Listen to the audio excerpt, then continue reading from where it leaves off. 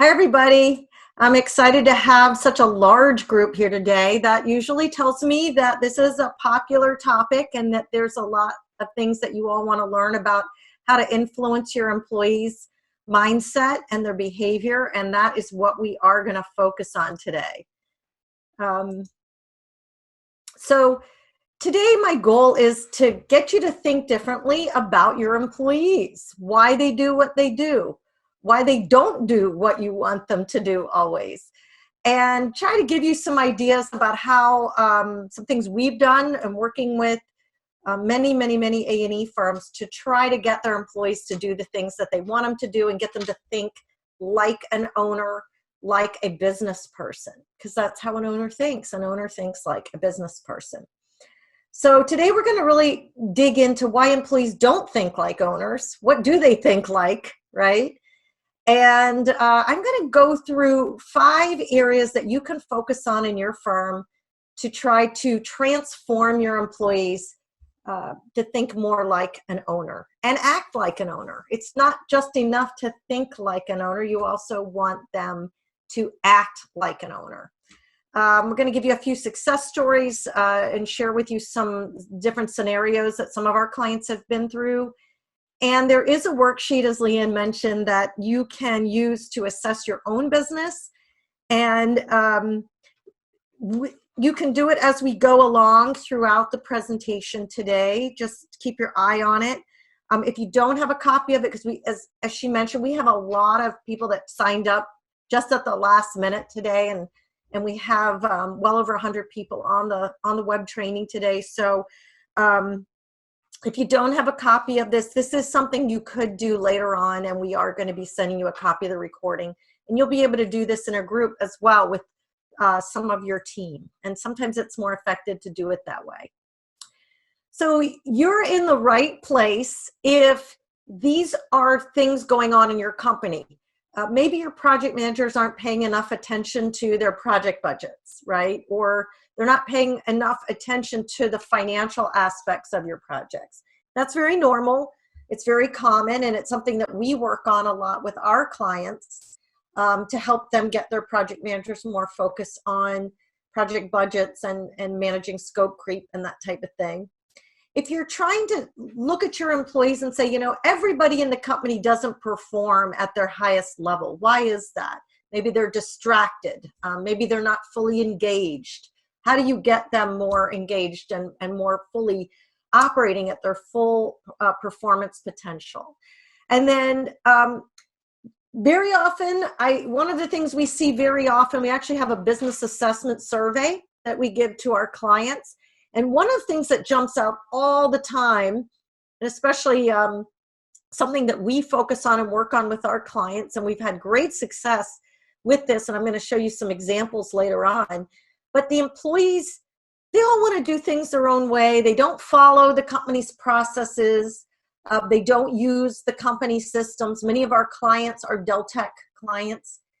Their employees won't use Deltek, but that's not just limited to Deltek. It could be BST or Clearview or Jira, or it could be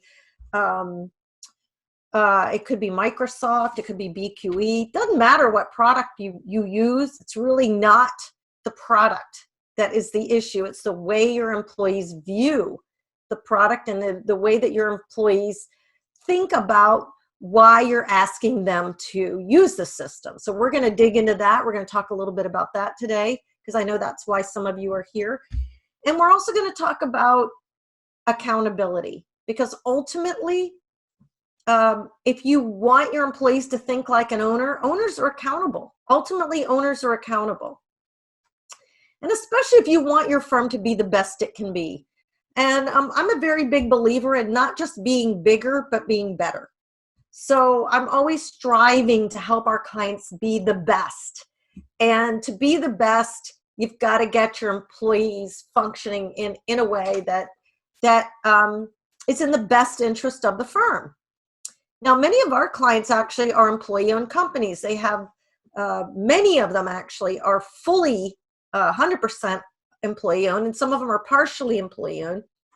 And when you're an employee-owned company, it's imperative that your employees really understand what it means to be an owner, because they are an owner. So even more so if you're an employee-owned company, this will mean a lot to you today. So if you know anything about what we do, and I know some of you don't, some of you are new to our family, our Find the Lost Dollars family, but we focus on people, processes, and systems, and how to optimize those three things to get the most out of your business, to have the best clients, the best projects, high profitability, fast but successful growth, and to remove the chaos that comes from all of that, right? But today we're going to shine a spotlight on people, because really processes and systems only exist for your people. That's the only reason they exist, is to help your people do the best job possible for your clients and on your projects. So we are going to shine the spotlight on people today and look at what we need to do with the people to get them to use your processes and your systems. And I'm hoping that'll be really, really helpful for you to help you gain some insight and give you some strategies that you can start to use right away to get your employees focused. And I want you to think about what your employees do every day.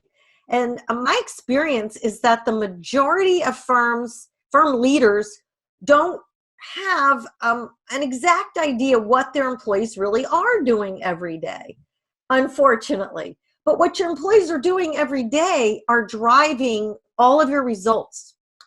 And the reason I know that the firm leaders don't always know what's going on is because we have, as I mentioned, a business management assessment survey. And one of the results that we see from almost 100% of the firms that we work with is that the firm leaders have a different assessment of what's going on than everyone else. And I'll tell you why that is. I figured it out. At first, I wasn't sure. I thought it was maybe just pure optimism, and that may be part of it. But I think there's another reason why. The reason is many firm leaders have spent hours and hours and many dollars in some cases trying to address bottlenecks and issues within the company and to make improvements in processes and systems and get things to be as efficient as possible. But what's happened over the years is as the company's grown, added more locations, there's a lot more people coming on board every day. And with all the changes that have gone on, through those transitions, a lot of the new people that have come and through the turnover, they don't know about all of these things that the leaders have done to try to improve the business. So those things haven't stuck. And also, I found if you take your foot off the gas pedal with some of these initiatives that you've worked on in the past, they don't stick, right? So if you just put a new CRM system in, for example, and then you don't talk about it anymore on a very regular basis, and unfortunately, you do have to discuss things a lot with people to get things to stick. If you put a system in place, you've put a lot of emphasis into it, you've worked really hard to get it to work, everybody got trained, and at first it was going really well, and then what you find is as time goes on, you're so busy with your projects and clients, you aren't paying enough attention to those things, and they start to lose their momentum. And over time, you have less and less and less people who are using them and less people who even know they exist. Honestly, there's probably a lot of people in your company that when we know this because when we do our business assessment, we see one of our categories is I don't know, and we have a large category of I don't know answers on a lot of these questions that employees really should know the answers to. So that's why this is happening. That's my theory anyway. Of course, you've got to get your employees doing the right things every day or you're going to have chaos. You know, it all comes down to how you want your employees to treat clients and communicate. You want them to use your processes and systems, but they are not going to do it without some structure and a strategy to make that happen. So we're going to give you that strategy today. I think you're going to be really excited when you see.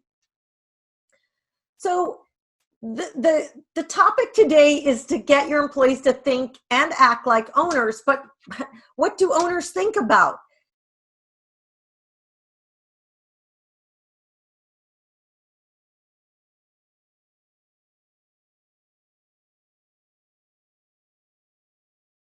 So they're thinking about, why are employees not spending money like it's their own? I know as a business owner, I've thought that many times. And I've even said that to my employees: if this was your money, would you spend it on this? Because when you ask that question very often, they'd never even considered that, right? Oh, would I do this if this was my money? Coming right out of my own pocket. And then ultimately, the job of a leader, of a firm, of an owner, is to invest strategically. Every person you hire, every asset you purchase, every investment you make in the firm, whether it's opening an office or doing an acquisition or even buying some new computers or a new software system, those are strategic investments. Those investments have to give you a return on investment. And so an owner looks at a purchase in their organization or even a strategic hire of a new employee and says, how am I going to benefit? How is this firm going to benefit from this purchase?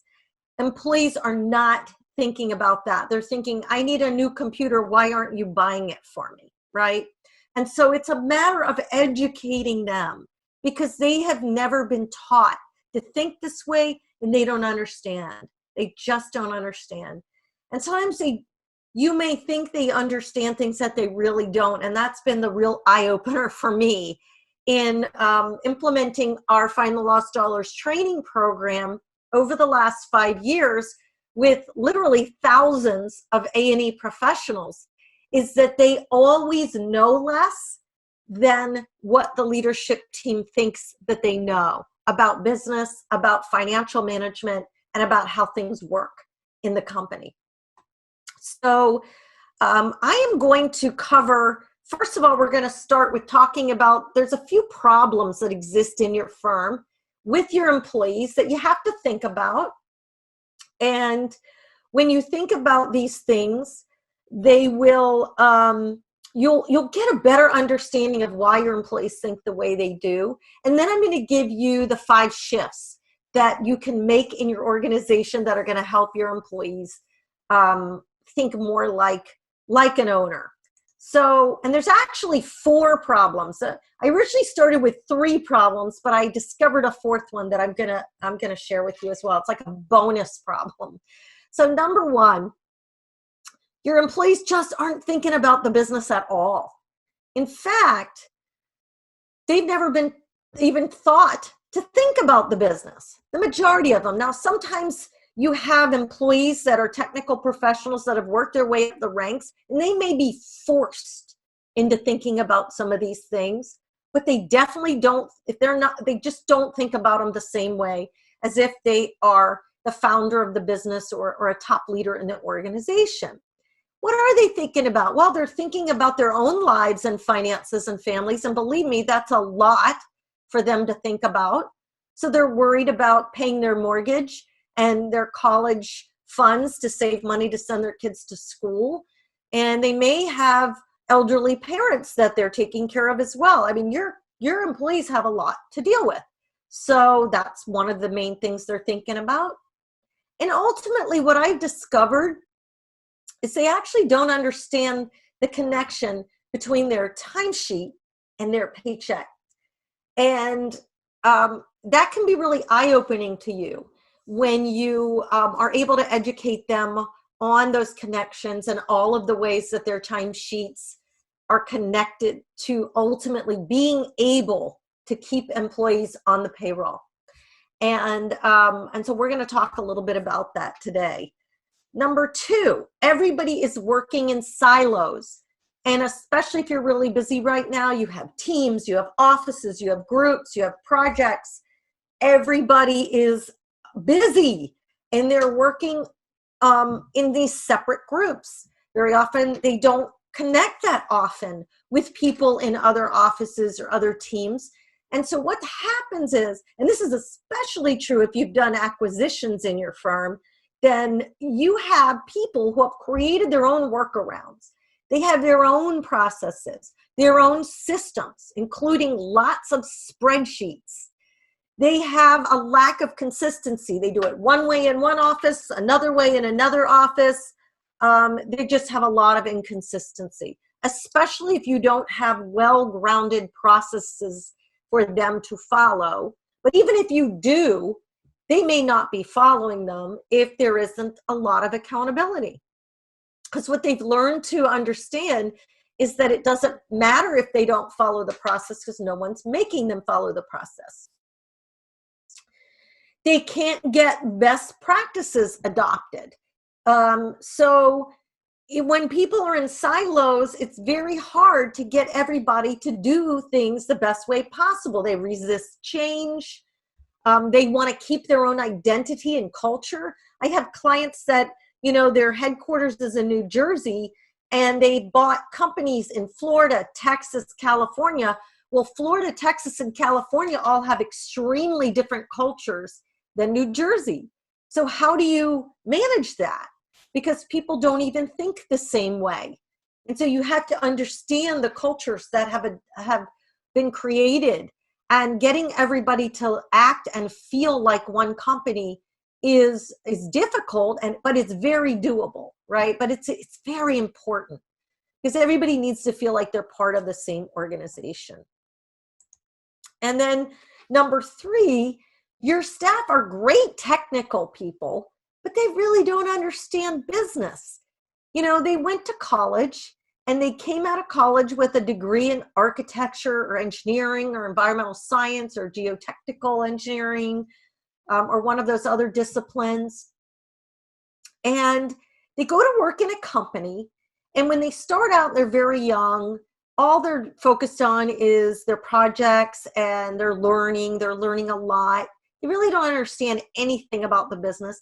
And as they come up through the ranks of the business, they're taught little things here and there, but they really lack that overall 30,000-foot view of the company and how the company even stays in business. And they're focused on the clients.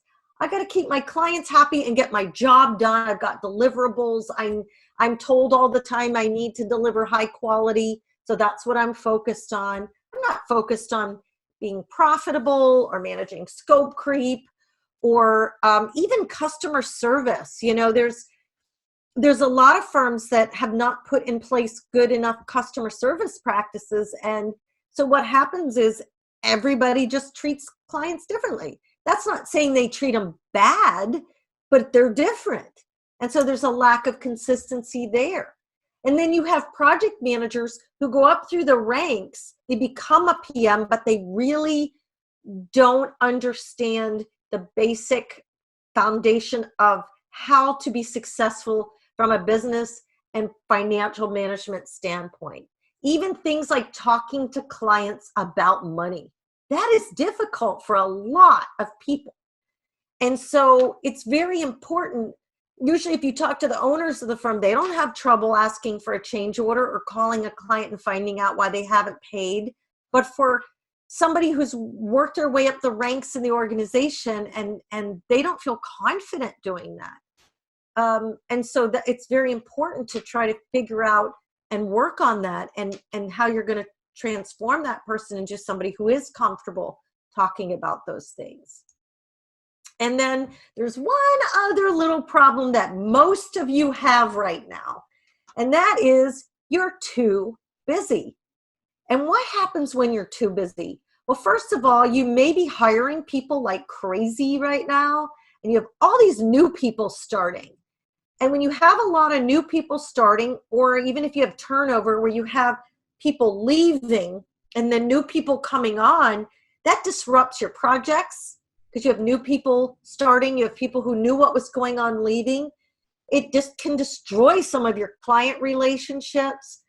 When you're really, really busy, then your seller doers don't have as much time to sell. So then your selling becomes very sporadic. They get really, really busy and they're working, and then they're too busy to sell.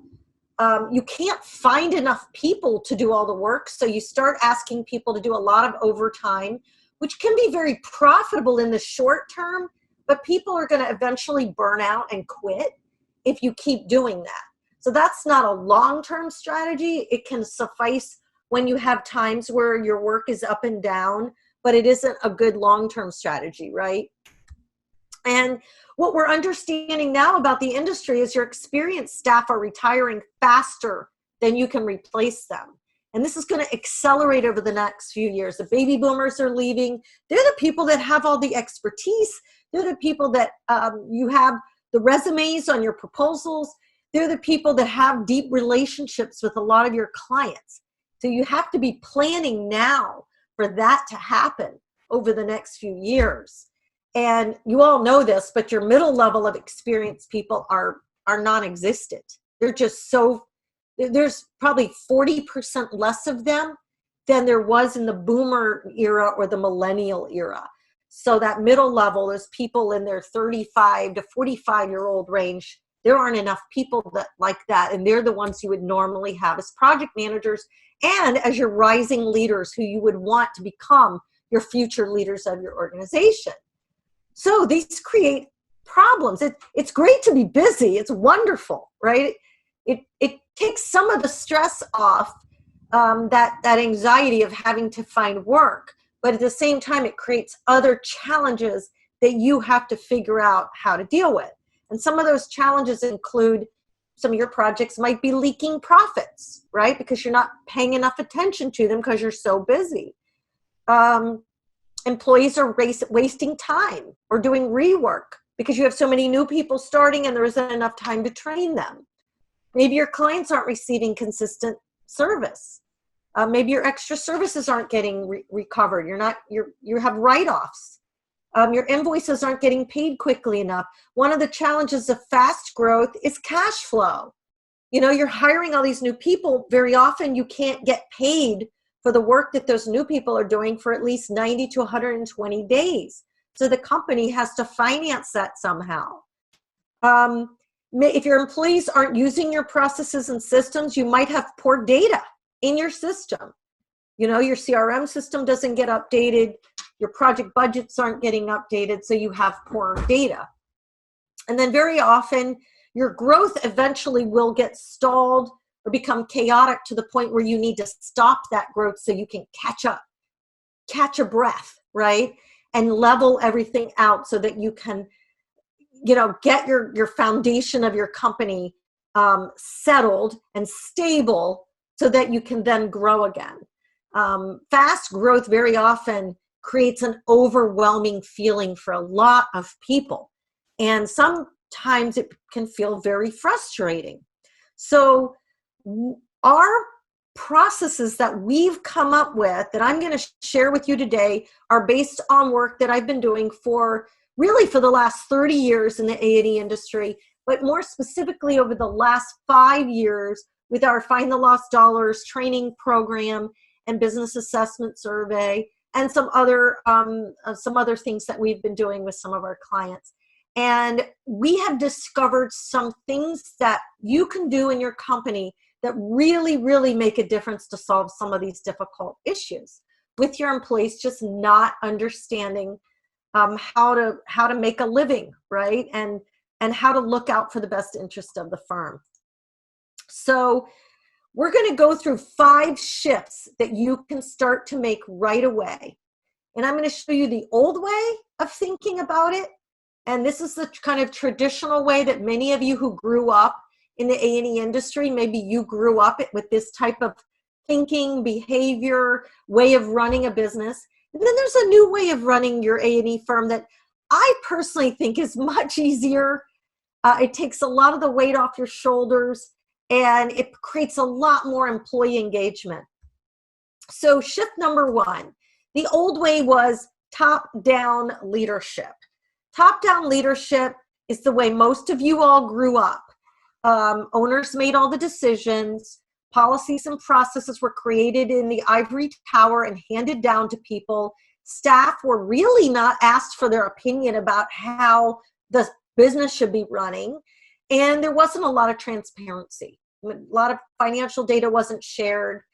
There definitely is a trend in the industry to share more and more financial data. There's still owners out there who don't feel comfortable with that. So there is a way you can shift your company And I have named it Bottom Up Leadership. And I'm actually, for any of you who are going to be attending ACEC National Conference in April, I'm going to be speaking on this topic. And this is a very important topic. So I'm going to be talking about this for a whole hour because there's a lot of cool things that you can do with bottom-up leadership. And I'm just giving you a little taste of it right now. But bottom-up leadership is where all of your decisions are made with your employees. So first of all, you gain feedback from your employees, which we do very quickly and easily with our business assessment survey. And then we have a methodology actually where we get the employees to help us design new best ways of doing things. It's a collaborative process. And what we have found is even the youngest employees have great ideas. And without leveraging those ideas, where are those ideas going? I have found that today's millennials, they're just not happy working their way up the ladder. They want to contribute at an early age. They have great ideas because they were raised on technology, and they want to contribute and they want to feel like they have a place in the company right from the beginning. And so companies that are able to adopt bottom-up leadership, and I actually have a very collaborative process that I've created. I'm at the end of the web training today, I'm going to give you an opportunity to learn more about that. But I have a really cool methodology for helping you implement this bottom-up leadership in your company. It's not hard. It's actually really easy to do. And what you find is you go from employees who are kind of disengaged and not interested in how the business works to fully engaged, actually running around looking for lost dollars and asking how they can help. Okay, and that's what bottom-up leadership is really about. I want to give you an example. I have a client, Commonwealth Associates. They are headquartered in Michigan. And when I started working with them around the middle of 2018, they had a bunch of what they called at-risk projects. These were projects that had very old AR. They weren't able to collect and they were worried about it. They had a lot of write-offs. A lot of their employees just weren't, were just writing off a lot of fees. They weren't getting change orders. There was just a lot of behaviors going on. Their employees had a high percentage of I don't know, IDK means I don't know, scores on our assessment survey. So we did our survey for them, and we saw, I think in some of their divisions of their company, there were 50% I don't knows. You shouldn't have that high of a I don't know for basic stuff that employees should know about. Things like we have a detailed timesheet policy. If an employee says I don't know to that, we either don't have one or they don't know you have one. And one of their main goals when we started working with Commonwealth is that they wanted their employees to think like an owner. That was their primary objective. They wanted to give everyone in the company business acumen, and they wanted to transform the culture. They're an employee-owned company. They wanted everyone to think like a business owner. So the results were actually really, really quick when I worked with them. They went, just their first cohort of people that I worked with in the last part of 2018, we reduced write-offs in their open AR pretty quickly. We identified over $3 million in cost savings in the first 3 months of working together.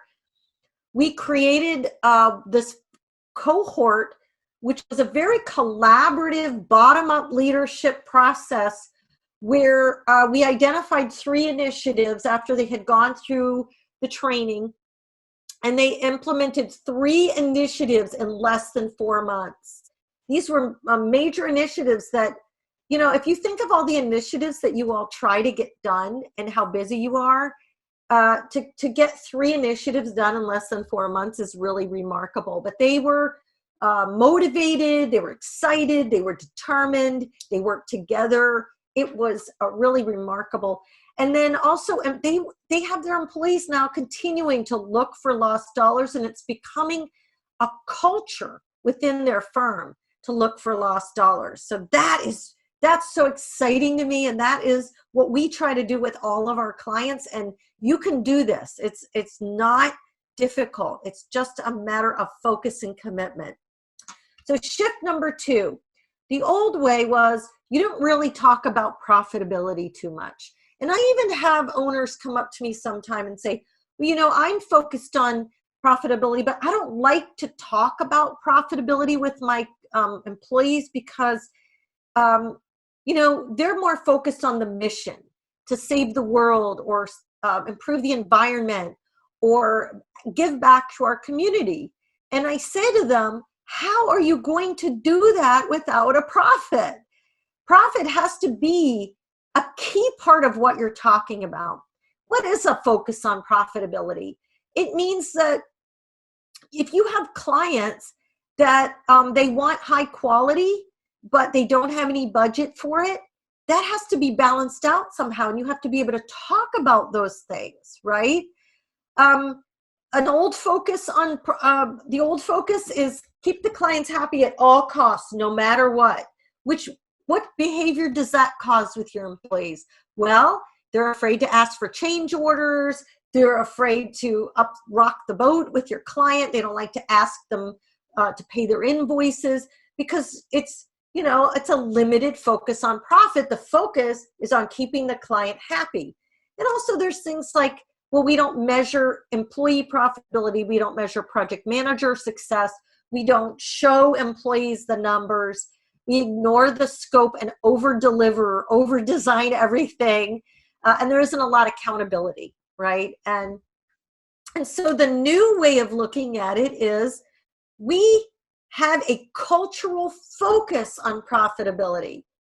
When you have a cultural focus on profitability, your employees are going to start to think like an owner. So they're going to focus on the quality and the budget, right? Those two things have to be balanced. They're going to focus on the profits. They're going to understand how much profit is baked into every project and how many hours they are allotted to get their jobs done. They're going to be monitoring their own activities every month and making sure they're doing what they're supposed to be doing. And you're going to measure project profits, and you're going to review them on a regular basis, and you're going to reward and incentivize people, which is accountability for hitting goals. And in some cases, you may have negative consequences for not hitting goals, but hopefully focusing on with a positive accountability process, you are going to motivate them to perform at a better level. So an example of this is Sane Associates. They're a client of ours in Alabama, a smaller firm. Jim Meads, who's the one of the key owners there, came to me. He wanted to increase his fees. He hadn't increased them in years. Projects didn't have a high enough profit margin, and his employees weren't focused on the business. They were just focused on delivering high quality projects and keeping clients happy. And we worked with them, I think, again, that was in 2018. They became more selective about the projects they went after. Their employees became more aware of utilization, scope creep, focusing just on your top clients and getting more work from them and all the important things like that that you do as an owner. And their profits increased 4% in less than a year from changing the way they did things. They increased their fees. They started to become more selective and going after better clients. And this is a focus on profitability. And that's the kind of results that you can expect when you do things like that. The third shift is the old way. We take low profit clients or projects. So what does this look like? Well, our clients want us to lower our fees and give them things for free. Our estimates are created and then discounted because, oh no, they'll never pay that much for that job. We need to be competitive, so we're going to keep lowering our fees. So there's just like this general assumption that goes on that you can increase your fees. The firm takes loss leaders. So, oh, well, we want to get this new client, so we're going to take we're going to lower our fees down to break even for this new client that we want to get. Well, I hate to tell you this, but that client will never let you increase the fees. So that is not a good client. What you want to do is go after clients that are good clients, and you want clients that value your services and are willing to pay for it. Also, when you take low profit clients, very often what happens is there's a disconnect between the values of your company, which are very often quality and having great projects and great clients, to ignoring your go, no-go process and just taking anyone and everyone that comes along. And that becomes like a habit in many firms. So what we want to do is we want to transition and make a shift to the new way, which is we only take high profit clients and projects. We become very selective about what clients we're going to go after. We don't take loss leaders. We never discount our fees to win. If you have to give up something on your fee, then you need to lower your scope. And that is a non-negotiable item. And when you start to put things like that into place and you work with clients as your partner, you can accomplish so much more with these clients and just have so much more successful business relationships. Your go, no-go process will be followed. And that means if it says you have 30% chance of winning, you have to decide whether that's acceptable or not. It may be acceptable in public work, definitely probably is not going to win you any work in the private sector. And then your services are viewed as valuable, not a commodity. If you have clients that treat you like a commodity, they got to go, right? And so this is really about being true to who you are as a company and living that way and making sure that your employees are living that way as well and having them understand the true value that you bring to your clients. So a great example of this is our client Kleinschmidt. And I worked with Kleinschmidt in 2017. In 2016, they had a win rate of 16%. They were only winning 16% of their project proposals. They had low profit margins that were not hitting target goals, under, I think, 9%. And they were pursuing projects for all the wrong reasons. And they went through even the first group, we went through our Find the Lost Dollars program. And since then, they've put many of their project managers through our program since then. But just even with the first group of people, which included some of their key executives in their firm, they, within 2 years, their win rate went up to 64%. Now, I want you to think about this. When your win rate is 16%, you are 84% of your marketing dollars are down the toilet, right? So they were able to increase their win rate by 400%. And that is incredible. That was millions of dollars in additional revenue for the exact same number of proposals. It actually did the same number of proposals in 2016 and 2018, but they were able to win 400% more, 4 times more of those proposals. They became very selective about what clients they pursued and who they wanted to go after, and their profit increased from 9% to 16% in 2 years. Very amazing results. They're one of our Find the Lost Dollars Client Award winners, and we are very excited to help them achieve these goals. So shift number 4, our employees don't follow our processes or use our systems. Doesn't matter what system you have. After 25 years of implementing Deltek Vision, Win2 software, and then Vision, what I would hear over and over and over again was the system sucks, it's cumbersome, I don't want to use it. We tried to use resource planning, it didn't work. I heard everything. And I'll tell you this, many companies who use these products, Deltek Vision, Deltek Jira, BST, whatever that product is, they use it successfully. So it's not the product. It's your employees' view of the product. It's how they see that tool, okay? And you have to change their paradigm. So if you enable everybody to have their own way of doing things, if every silo has a different culture or a different way of doing things, there's no compliance or accountability around how things are done. Nobody is using your system, right? You have this great CRM system, but only 2 people in marketing are using it, and nobody else will keep the opportunities updated. And most importantly, if you have dozens and dozens and dozens of spreadsheets all over your company, first of all, I promise you 80% of them have data from your system. Okay, so they're just going into the system, dumping data and manipulating it in a spreadsheet. How many hours every week are lost from this happening? I promise you it's a lot. If you have a lot of spreadsheets, you're wasting a lot of time and a lot of money. And that's something people don't have these days. Nobody has time, right? So here's your shift. Everybody in our company wants to be the best they can be. And so we figure out what a best practice is, we put it in place, and everybody follows it.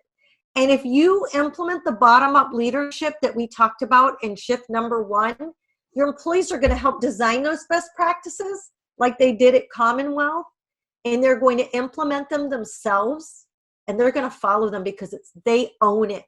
They're going to own those best practices. It's not, as I said, the leadership team creating something and handing it to them.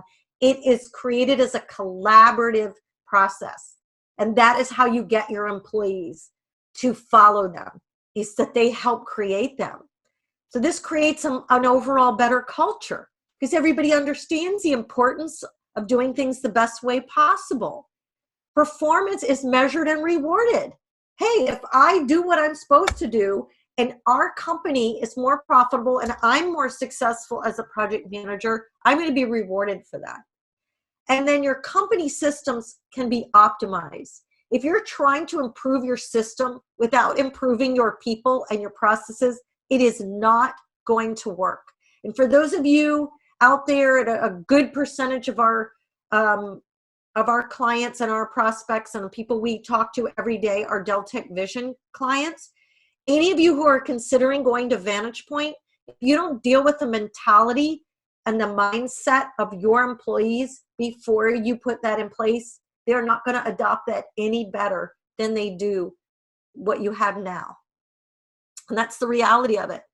But there is a solution. You can get your employees in the right mindset in a fairly quick turnaround time, and you will see a remarkable difference because your employees will start asking for the system. They're going to ask you to give them better systems. An example of this is QK. QK is a engineering firm in California.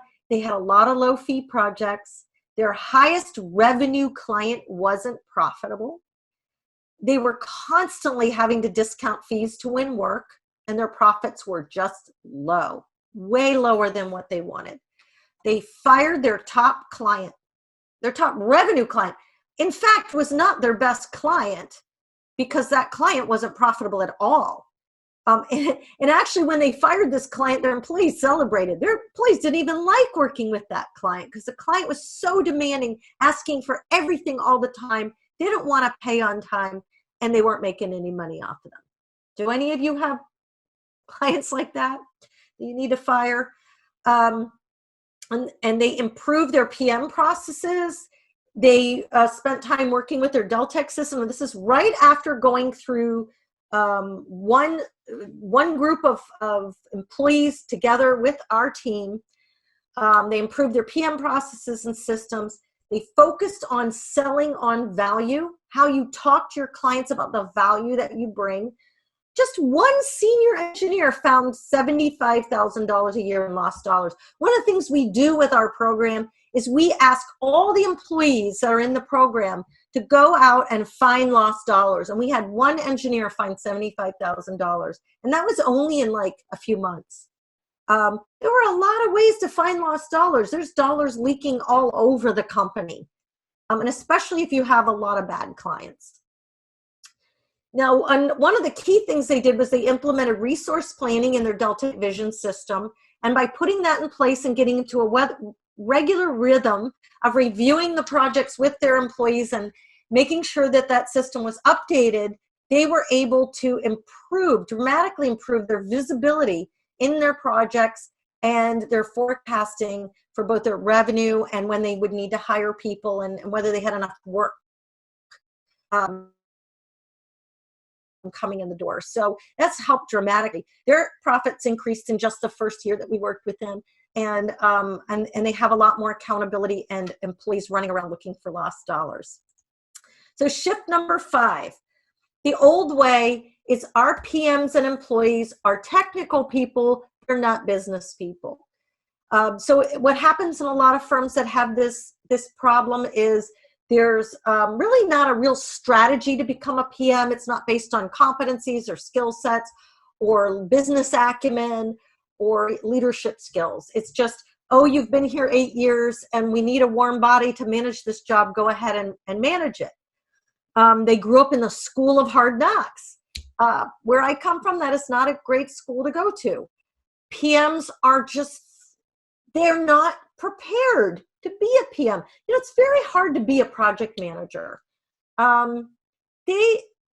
They go from being a technical person who's just focused on doing a great job on working on a project and maybe being a lead engineer or architect, to then all of a sudden they have all these responsibilities with billing and timesheet approvals and managing subcontractors and keeping clients happy and deliverables and deadlines and scheduling and project budgets and collections and all of these things that they have to deal with, and also possibly being a seller doer. There just isn't enough focus on helping that person be the best they can be in that role. They very often do not understand the reports you're giving them. So if you're giving them reports from your financial management system, if it's Deltek or BST or Jira or whatever it is you use, Clearview, very often they don't understand the terminology. They don't know where the data came from, how it was calculated, and sometimes have no idea what it means. You cannot hold a person accountable unless they understand what you're holding them accountable for. They really need to understand overhead, utilization, multipliers, profitability, labor costs, work in process, backlog, pipeline. They need to understand all these things and where they come from and how they're calculated and what they mean and why it matters to them. Very, very important. So shift number 5 is our PMs and even other staff are trained on business management. They work inside a business. They need to understand business just as much as they need to understand engineering or design. Everybody speaks a common language. We can sit and talk to our whole team about what's going on in our company and they get it. They understand that language of business. They know why we're asking them to do their timesheet, to collect cash, to manage their projects more effectively, to keep their budgets updated, to enter data in the CRM, to follow best practices with estimating or getting change orders or collecting cash. They understand it. They know why. The why is just as important as the how. But very often we just teach them the how. Push these buttons in the system, run that report, look at this number, and you're going to be able to manage something. But they don't really know what they're looking at. So when you teach them these things, and especially the why, which very often is looking at the 30,000-foot view of your business and seeing how all the interconnected parts work together, light bulbs go off for them. Everything starts to make sense. And it's life-changing for your project managers because very often, internally, they are very frustrated. They're very frustrated with the amount of work they have and their inability to get everything done. In this new way, profitable projects are expected and they understand how your company makes a living. So an example of this is our client Hillman, based out of New Jersey. And since I've started working with Hillman, they have more than doubled in size. I think they were about 80 people 10 years ago, and now they're 175 people. So they've more than doubled, and their revenues have probably tripled in that time frame. But when I started to work with them, they had a lot of scope creep and budget overruns. They had no business processes documented. They weren't using systems very well. They wanted their employees to focus on profits, and they wanted to change their culture to be more of a profit and business-focused culture. The first thing we did back in 2008 was put their Deltek system in. But they were still having challenges because a lot of their employees did not understand the information that was coming out of the system, and they were struggling with user adoption, getting their employees to use the system. So we put them through our Find the Lost Dollars program. They actually did a very large group of people. They wanted to have a huge impact on their company, so I think they did about 80 people at once. And in less than a year, one of their departments, their environmental health and safety department, went from 2% profit to 20% profit in 1 year. That was from a number of things, doing change orders, improving their estimating and proposal process, increasing their fees, lots of different things. It's not just one thing always, but because they understand how the business makes a living, they weren't afraid to do that. They reduced scope creep and budget overruns. Their employees run around looking for lost dollars, and their profit increased just last year 16% from the previous year. So it's remarkable what can happen when all of your employees are helping you to run the business better. It isn't just the job of the leadership team. It's everybody's job. When you can get them to act like an owner and think like an owner, then you have everything. You have the magic formula that you need. So how did they do it? Well, our process that we've discovered over working with over 100 firms over the last 5 years is a 3-step process. The first step, you got to know what's going on in your company. So we get anonymous surveys. We put out an anonymous business survey to all of the employees. It's very detailed. We find out what they know and what they don't know, how they really feel about how the business is running. We look at people, process, and systems in 9 areas of the business. So getting feedback. And that's part of this bottom-up leadership, is getting feedback. Ask your employees what is working, what isn't working, and tell them we need your help to figure out how to make your job more effective, more efficient, and more fun, right? Because nobody likes working in a work environment where things aren't working very well. So that's the first step. Figure out where you are right now. And I'm hoping this worksheet is going to help you do that. I want you, when you get off today from this web trading, I want you to fill this out on a scale of 1 to 10. 1 being we need a ton of work on this, and 10, you're hitting it out of the park, right? Most of you are going to be in the middle, hopefully towards the higher end on some items, maybe on the lower end on some other items. But be honest with yourself, because this is really just for you. And this is for you and your team to figure out where you are right now, right? Where are we? Where are our employees right now? Number 2, educate your employees. This is something you can do yourself. We have a fast track way to do it that will basically make it easy for you, simple and easy to get your people from not knowing much about what's going on and not being very engaged in the business side of the business to being fully engaged, helping you implement your initiatives, designing these new processes, and helping you improve the use of your systems and wanting to use your systems. So our education process is very simple and straightforward. We've been doing it for 5 years. It's worked for many, many of our clients. And with some of the examples I gave you today, and we're happy to share more information about how we did that.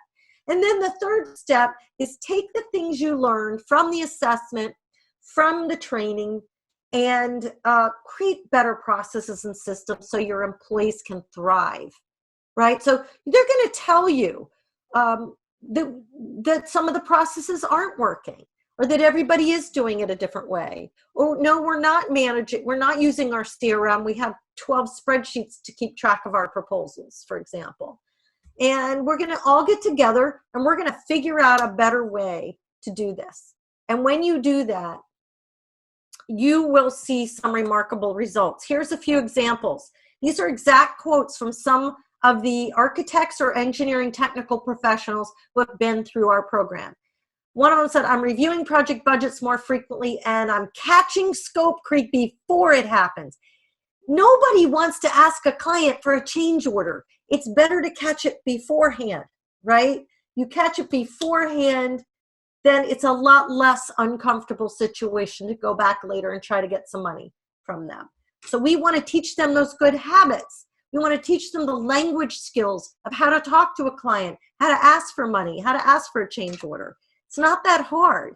And it doesn't have to be uncomfortable or feel bad. We teach them a way to do it that really feels good.